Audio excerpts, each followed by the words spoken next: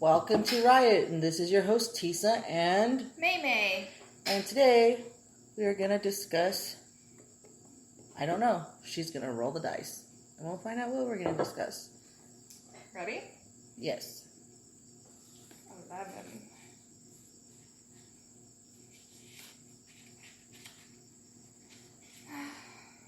Parenting shit shows. I'm sure we've both had a couple of those. I don't know what that means. Go ahead. What's the most embarrassing thing your kid's ever done to you? In the middle of Target, when Robin was really little, like, because we have a morbid sense of humor, we joke around and be like, I'm gonna fucking kill you. Just joke around. Mm-hmm. That's just the way we are. And she was telling people in Target that I was going to kill her. That's embarrassing. Yeah. Bet she got some weird looks that day. Yeah, I was like, Robin, well, she's only joking. She's like, no, I'm not. She's going to kill me. I will fucking kill you, bug. Oh, the poor bug. If this was real, I would kill the bug. But I think the batteries died. We had a deep pantsing episode, a while there where Elias thought it was funny to pull down anybody's pants that were around him, so me and Sindel got the brunt of that one. And I have been thrown up on more than most. There have been times where I have gotten to daycare. Sorry for the noise. This chair is noisy. I've gotten to daycare to take my kids there. I took my son in and put him out of his car seat, and then I went and grabbed my daughter, and I held her, and as we were walking in, she puked all over me. So I had to put her back in her car seat and go back home. How old was she? Like 2. She used to puke all the time. Doesn't sound very healthy. It was just spit up, whatever, but she was a puker. Did I catch it? I'm trying to catch bugs that are attracted to the light. What else? Robin she was just a super smart kid, and I love her. I told her she had to take her medicine. I was like, you need to take your medicine. And she's like, okay. And it was like a fight. And then she finally said, okay. And she just like came out. She's like, I drank my medicine. And I went in the bathroom and looked. She threw it down the sink. Oh my gosh. And you could tell because it was like Pepto-Bismol or something. Or amoxicillin. Cherry. Whatever. Over-the-counter medicine. And she tried to put it down the drain. She was a really smart kid. I was very proud of her at that moment. But then I was like, damn it! You need to take your medicine. You're not going to get any better. She still won't take medicine, I don't think. She's going to be 19. Oh, she is 19. Oh, my God. She's 19, and she doesn't like to take medicine. But that's good. She doesn't like to take, like, meds, pharmaceuticals. Because you're a hippie. Hey, I think she learned it on her own, maybe.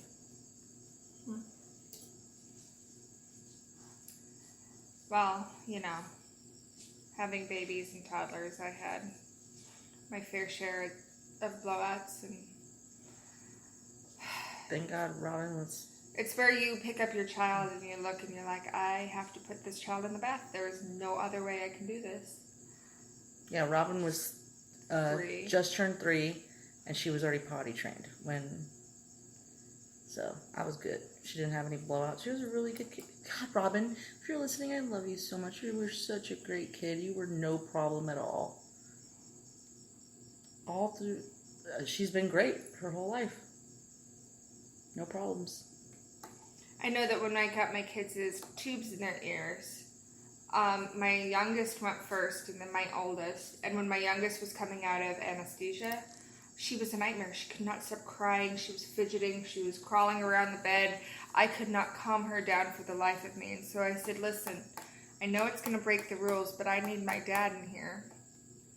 Because my dad's the only one that can calm her down. And my dad walked in the room, and I put Sindel in his arms, and she was asleep within 5 minutes. Elias came out of anesthesia, no problem. But then he could hear for the first time in 4 years, and then he regressed, and so potty training was super difficult for Elias. Kayla. He wasn't potty trained until he was 4. As I understand, you were not potty trained until you were 4. I have no idea. I had a whole conversation with your mom about it. What the fuck? I know, your mom and Jerry told me all about it. Where the hell was I? You were back in the bedroom. Oh. Sorry for that, yelling at the dog, because she was trying to eat nothing. She was just fed, and now she's looking for more food. We need to fatten her up. So,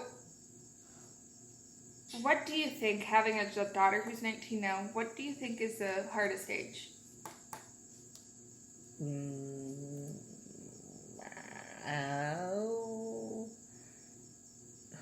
I don't know. She's been, like I said, she's been great. I guess the hardest age would be puberty, because she was just so emotional. Yeah. And, like, wouldn't take my doll. You're just trying to drug me. I'm like, no, I'm trying to get you to fucking calm down. I love her so much. Sorry. Yeah, I'm going through that right now. Oh, so am I. Oh, they're this nightmares. is different. Yeah.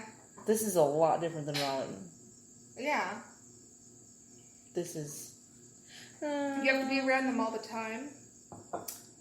She was all cuddly. I miss when Robin was cuddly. She was cuddly with me up until like 15, and she was like, I don't give a fuck, don't touch me. Now she just gives me hugs when we see each other or say goodbye. Side hugs. Sorry, sentimental. This is another downer. Come on, let's having the kids every day is dramatic. Dramatic. Having the kids every day and not a kid just on the weekends or only, because I had her on the weekends and then would have her most of the summer if she wanted to be with me. So it was different every year. But having kids every single day, well, I've had kids every single day. And I actually this morning had a flashback from being with one of my exes and the boys. Just like the stress. I had like a flashback of the stress. Is that why you were so grumpy? I think I was grumpy before that. I don't know. Was I? Was I grumpy when I came down? Yeah, you were. Yeah, it was after that when I was sitting at the counter by myself eating and thinking. And then I just got, I was just like, stress. But that relationship was a special case. I'm not going to lose my shit and leave you. Let's do a fun thing. Like every week it's just like so sad. I want to do something fun. Alright. Oh, this one's going to be fun. I'm going to enjoy this one. You are not going to enjoy it as much as I will. Why does she do these things? What number is it? It's 19. Oh. It's fantasy and cryptozoology. Oh my god. I know. So, do you think Bigfoot is real? No. No. Why not? It's people dressed up. And it's been caught many times, people dressing up and just trying to get pictures and stuff. Okay. Okay. What about, like, kaiju? Well, kaiju's not real, obviously. But where do you think they got that idea from? It's the Japanese came up with it. Well, yeah. Do you think there could be something hiding on the bottom of the ocean or underneath the ice in the Arctic? Well, there's always going to be unknown creatures that we don't know about way under deep sea because we don't know about them. Just like that dinosaur that they just found in the ocean that was a mummified dinosaur. Yeah. Yeah. So there's stuff that we'll never know about. Do you think there's going to be a megalodon? Probably. Probably. Yeah. Because it's logical. Yeah, the way... Well, Steve Alton always does logical in his books. Well, there you go. But I haven't read Rick Yancey's cryptozoology books yet. I've been thinking about it, but he's kind of a boring writer. I did not enjoy The Fifth Element, or whatever that one was. The teenage one, I didn't like it. Fifth Element? No, it was, that girl who starred in Kick-Ass? Hey. They made it into a movie. It was about the aliens that came down, and then it was just her and her dad, and then they had to go get her brother from the military facility. But wasn't it a superhero movie? No. Kick-Ass was a superhero movie. This was a different movie. Oh. The girl is from Kick-Ass? Yeah, she's from Kick-Ass. I can look it up. Continue. So, yeah, I think there's a lot of things that we don't know, but I think that when I read Steve Alton's Megalodon, it was about, That's like one of the most popular chicks, babe. I know, but Fifth Wave? Yes, the Fifth Wave. I was disappointed by that book because it just kind of skimmed over the good parts, and then it kind of went into dystopia 1,000%, and I'm like, this is not what I want to read. Well, Google users 90% liked it, but what you really need to pay attention to is Rotten Tomatoes only got 15%. Yeah. Why do you have to pay attention to Rotten Tomatoes more than... Because... Okay, so I'm going to talk about books here. Oh, okay. Okay, so the Megalodon. Steve Alton did that logically in the fact that he had the Megalodon at the bottom of the Mariana Trench, and it came up and it survived the colder waters because of the blood of its partner, shark. And that's how it got up to the surface, and that's how it started eating people. There's another author who is really fun. I call him a popcorn author because he's just a lot of fun. And his name is Jeremy Robinson, and he writes about kaiju. And he's why I'm so interested in kaiju. I love him. My flash fiction book that I wrote, the idea I got was from Jeremy Robinson, because when he writes his kaiju books, he has like the main couple characters, and then every so often he will go off on this entire story about this person that got killed in one way or another because of the kaiju. And those little chapters are what I wait for in his books, to read about this person that died because of the kaiju. So, Jeremy Robinson, best author ever. So what do you think about something like the Chupacabra? Do you think that's true? Yeah. So the Bigfoot's not true. Yeah, because... But Chupacabra is. Because, fucking, have you seen the pictures of the Chupacabra? That's kind of creepy. Yeah. Bigfoot's not?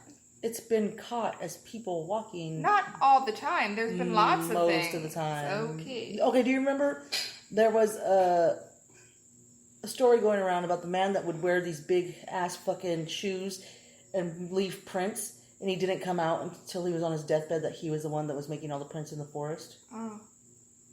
Did you hear about that? You follow that more than me, apparently. I am a person that believes in ghosts. I'd love to, because... Okay, we're not going to get into ghosts here, because I have a card. Oh. But what I'm saying is, so, like, I believe in logical stuff, like, spirits, they don't know where they're going to go. How do they communicate with us? A lot of the times they do communicate with us. What about, like, the abominable snowman? No. No. Could be just some fucking dude. Mothman? I don't know. The Mothman prophecies? Mothman? I watched it a really long time ago. I don't remember. Mm. But Chupacabra, yes. What about Men in Black? Do I believe something like that is happening? Yeah, do you think there's people who come to cover up aliens, things like that? I believe that there's I believe that there's things that get covered up because I believe. What about unicorns? No. Do you think there was ever such a thing as unicorns, or do you think it was just rhinos the whole time? Is that what they say? Because rhinos have the big horn. Well, you know what? Somebody was like, how in the fuck did they say that unicorns don't exist, but then a giraffe really does? It's true. Well, you have deer that are like almost like unicorns, but they have two antlers instead of one. I think maybe unicorn did exist at one point, because think about it. Like, it's just a fucking horse with a horn on it. Yeah, nothing. And maybe the reason why they're so magical now is because they got extinct, so people would write about it. So that could be possible. What about... Did you ever... You went to Tombstone, right? You went to the... When I was like 8. Oh.